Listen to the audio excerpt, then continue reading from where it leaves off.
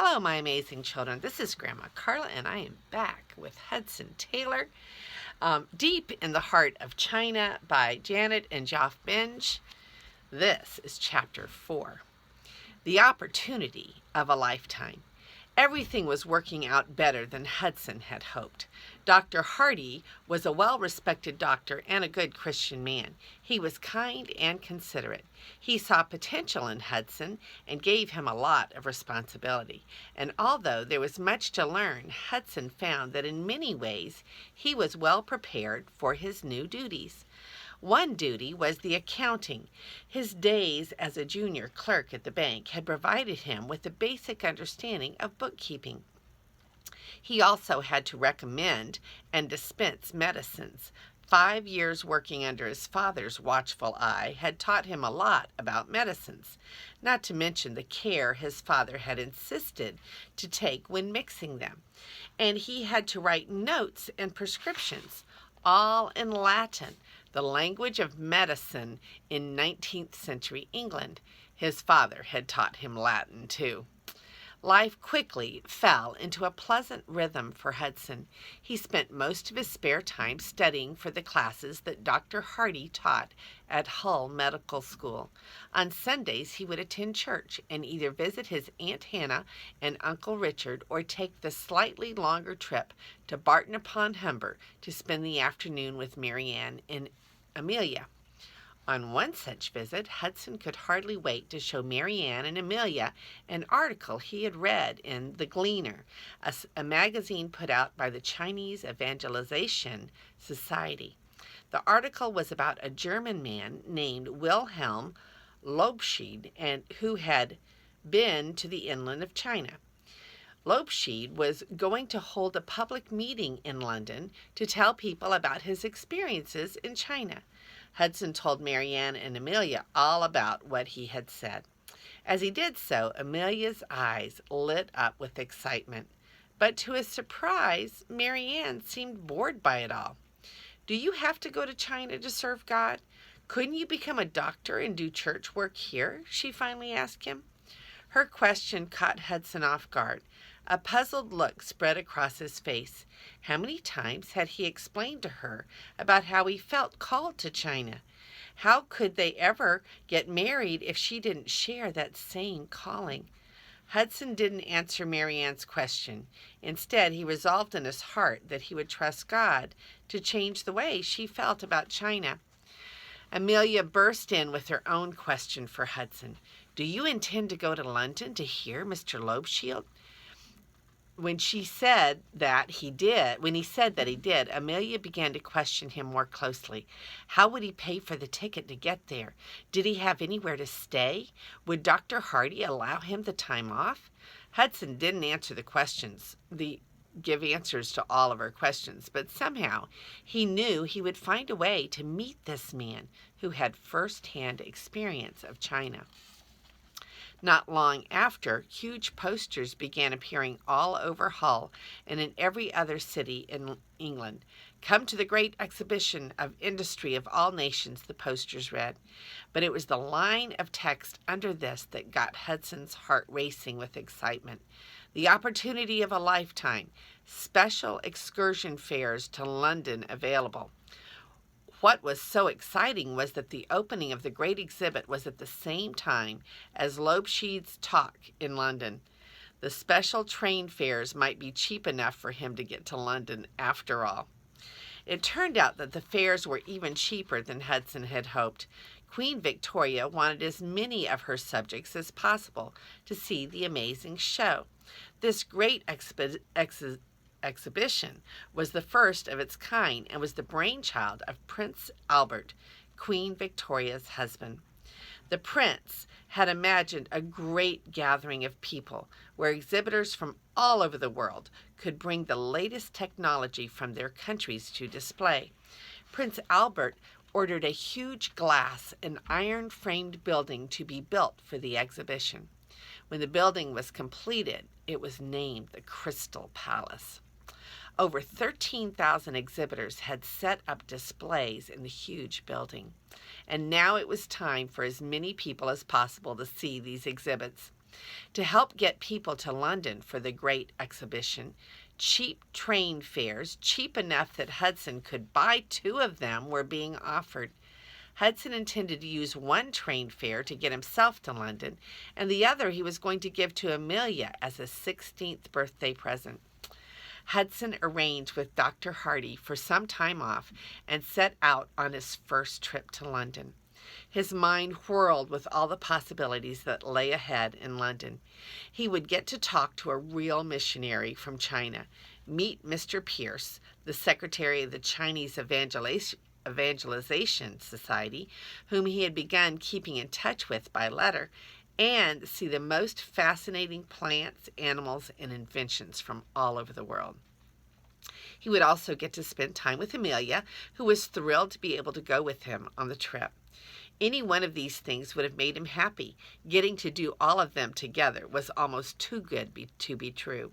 Villages, wooded glades, and fields rolled by outside the train, but Hudson's mind was elsewhere. He was imagining himself meeting Wilhelm Lobschied, and he was going to tell Lobschied all about his preparations for China. Hudson hoped Mr. Lobschied would return the favor by giving him some special insights, especially pointing out to him the next step for him to take in preparing for China. The first few days in London were thrilling for Hudson and Amelia. Huge crowds were everywhere. The streets were jammed with wagons and carts and stagecoaches. One of their favorite things to do was to ride the horse-drawn omnibus. On many of the omnibuses, passengers were allowed to sit in seats on the roof. And that's where Amelia and Hudson loved to sit and enjoy the bird's-eye view of all of the activity of London. And if the sights of London were not enough, the great exhibition truly amazed them. It had been billed as the most unforgettable event of the 19th century, and the billing was not wrong. Hudson and Amelia walked up and down all 8 miles of aisles, looking at all the exhibits. It was an amazing display of the practical and the improbable. There were many technical first and the first rotary digger, the first baby carriage, the first revolver. It was also the first time English people got to see a new product from India called rubber. An American company demonstrated a machine that made ice, while another company demonstrated an alarm clock that woke the sleeper by turning the bed over. Even the Crystal Palace itself was unlike anything people had ever seen before. It was a huge rectangular building that covered 25 acres of Hyde Park, right in the middle of London. It was made entirely of glass and iron and had room enough within it for 20-foot fountains, potted palm trees, and elephants to roam around. It was said that the whole building had been designed in such a way that it could be dismantled and put together again on another site once the exhibit was over.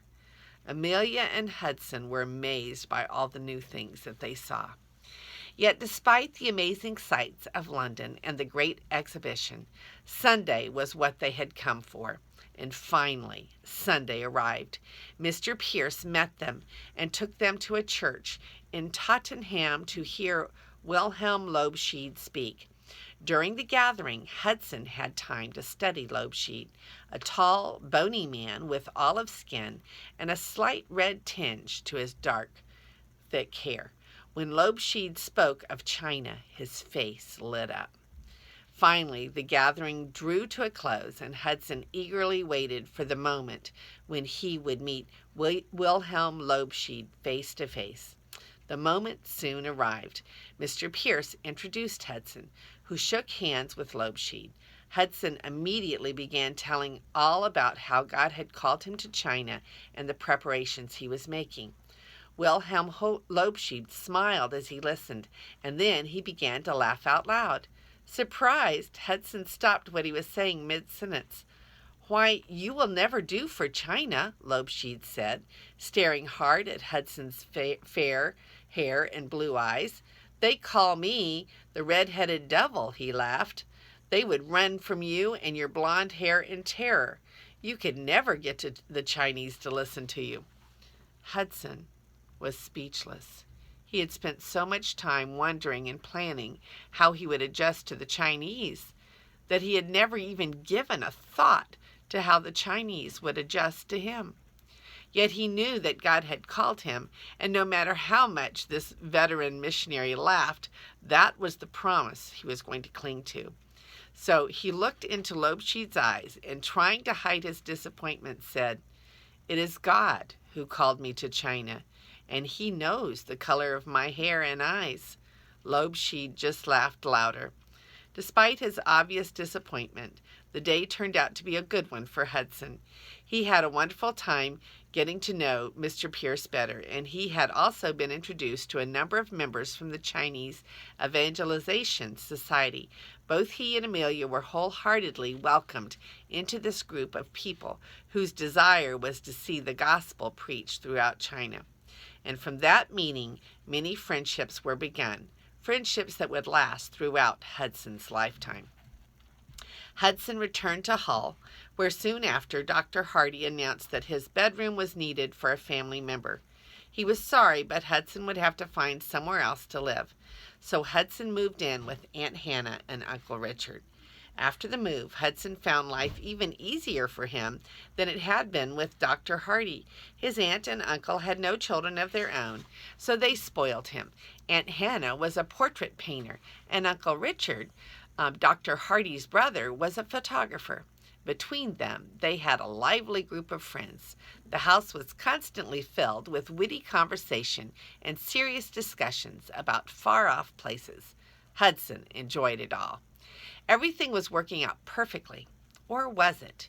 Even though Hudson tried to push the thought to the back of his mind, one aspect of living with his aunt and uncle bothered him. A year earlier, Hudson had become convinced that the Bible instructed Christians to set aside 1/10 of their income and give it to God's work, a practice the Bible called tithing. So Hudson had begun giving 1/10 of his income. Sometimes this had meant making sacrifices, but they were usually small, and he had always managed to get by. Now, though, he was beginning to think that his boarding allowance should also be included as part of his income and should be tithed. But there was one problem with doing this. If he gave 1/10 of his boarding allowance to God's work, he would not have enough money left to live on. A struggle raged within Hudson over the matter. Hadn't God provided him with a wonderful home to live in? Surely God didn't mean for him to tell his aunt and uncle they charged too much and he would have to leave and live somewhere else. In fact, the amount he paid his aunt and uncle was more than fair, especially when he took into account Aunt Hannah's wonderful cooking and the large size of his bedroom. How ungrateful he would seem if he left. And where would he go, anyway?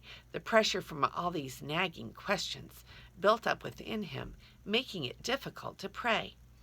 Finally, after wrestling with the matter for many weeks, Hudson made a decision. He decided that God did want him to tithe his boarding allowance, so he would have to find a cheaper place to live. He did some calculations to find out just how much rent he could afford to pay for a room that he'd paid after he'd paid his tithe.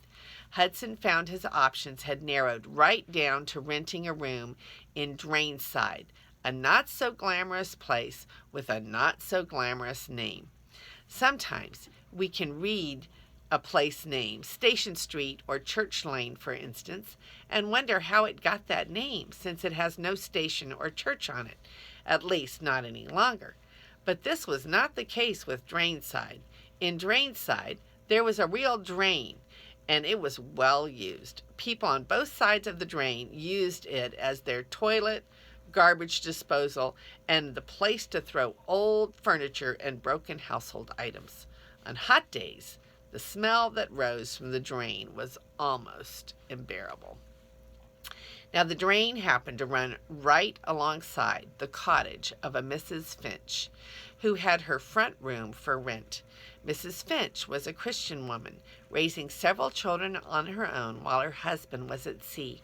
Her husband sent her money when he could, but it was never quite enough. So she rented out her front room to help make ends meet. And it was to Mrs. Finch's front room that Hudson moved. The front room was simply furnished with a bed, table, and chair, and a fireplace.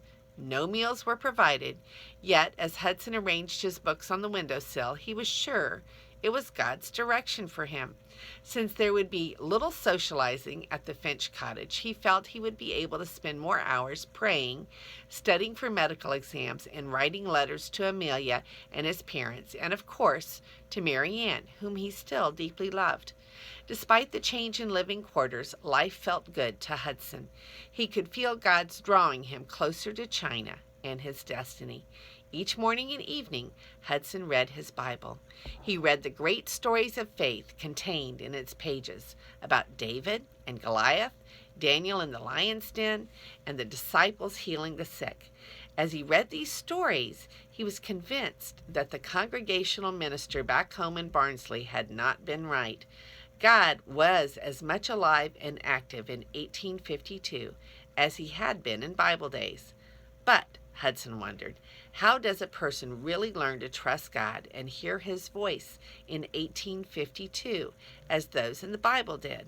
He knew he needed to learn to trust God in a new way and see him answer his questions before he ever dared to go to China. So he still has some growing and learning to do, and he knows it. And that is the end of chapter 4, and no pictures in this book, apparently. And next time we will read chapter 5, Waiting for Payday. This is Grandma Carla, and I love you.